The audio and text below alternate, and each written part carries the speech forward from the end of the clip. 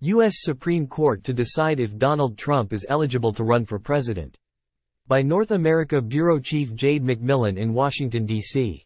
The United States highest court is considering its most significant election case in decades. Can Donald Trump be disqualified from running for the White House again? The unprecedented case against the former president, and current Republican frontrunner, hinges on the argument that he cannot return to office because he engaged in insurrection through the January 6 Capitol attack. The Supreme Court justices appear skeptical of that argument so far, using a public hearing in Washington to raise concerns about the potential flow-on effects.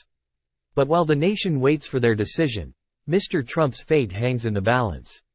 The case centers on a Civil War-era part of the U.S. Constitution, originally aimed at preventing former officials in the Confederacy, the southern states which lost the war, from returning to positions of power. Section 3 of the 14th Amendment, which had previously been long ignored, prohibits someone from assuming public office if they've previously taken an oath to support the Constitution, but then engaged in insurrection. A group of Republican and unaffiliated voters in Colorado argued Donald Trump did just that on January 6, 2021. When he told his supporters to fight like hell, shortly before they stormed the Capitol building. The voters made the case that he should therefore be disqualified from running in the state's Republican primary, which helps to decide who will represent the party at the presidential election. The Supreme Court in Colorado agreed, finding Mr. Trump engaged in insurrection and was ineligible to contest the primary.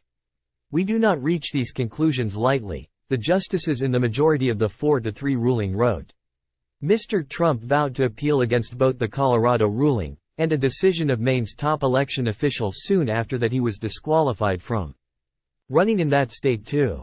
On the flip side, there are courts in Minnesota and Michigan that came to the opposite conclusion about how the 14th Amendment applies, Nancy Marcus said, an associate professor at California Western School of Law.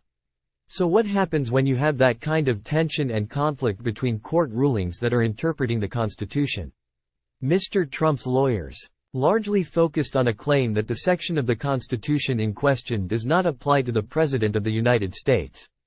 The text states that no one can hold any office, civil or military, if they'd previously taken an oath, as an officer of the United States, to support the Constitution, but then engaged in insurrection. Mr. Trump's team argues the text doesn't apply to him, because it does not specifically mention the role of president, and the position is not technically an officer.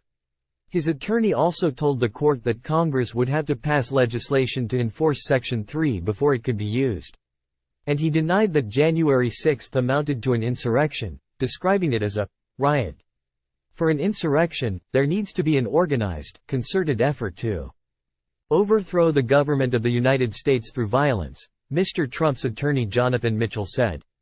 The lawyer representing the Colorado voters, Jason Murray, rejected that argument, describing January 6 as a violent assault that was incited by the then president to disrupt the peaceful transfer of power.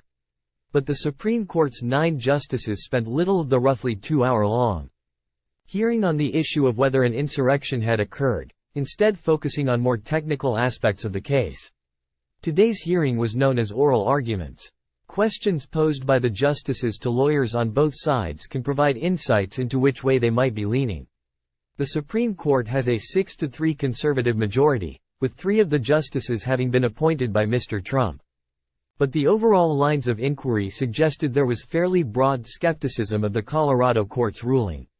I think that the question that you have to confront is why a single state should decide who gets to be President of the United States, liberal Justice Elena Kagan told Mr. Murray. In other words, this question of whether a former president is disqualified for insurrection, it sounds awfully national to me. Chief Justice John Roberts suggested that if Colorado's decision was upheld, other states would follow with their own disqualification cases. I would expect that a goodly number of states will say whoever the Democratic candidate is, you're off the ballot, and others, for the Republican candidate, you're off the ballot, he said. It will come down to just a handful of states that are going to decide the presidential election. That's a pretty daunting consequence. The Supreme Court has not been asked to weigh into such a consequential presidential election case since it ruled against a recount in 2000, effectively handing victory to George W. Bush. Professor Marcus said Mr. Trump's campaign was not the only issue at stake in 2024. Another implication of this case, a really serious one, is the reputation of the Supreme Court itself, she said. Polling shows that the public is more distrustful of the Supreme Court than it's ever been, so it does risk being viewed as a politically biased institution. The Supreme Court follows a similar schedule every year, and its opinions are usually handed down by the end of June. But there's an added sense of urgency to this case, with Colorado's primary due to be held on March 5. I'm hopeful the justices will look at the facts with an open mind, Colorado's top election official, Jenna Griswold said, and make a big decision for the United States to protect our democracy from the danger of another Trump candidacy and another Trump presidency. Speaking from his Mar-a-Lago resort in Florida, Mr. Trump described the hearing as a beautiful thing to watch, adding that his lawyers' arguments were very strong. Can you take the person that's leading everywhere and say, "Hey, we're not going to let you run?" he said. You know, I think that's pretty tough to do, but I'm leaving it up to the Supreme Court. The court could soon be asked to weigh into another of Mr. Trump's legal cases.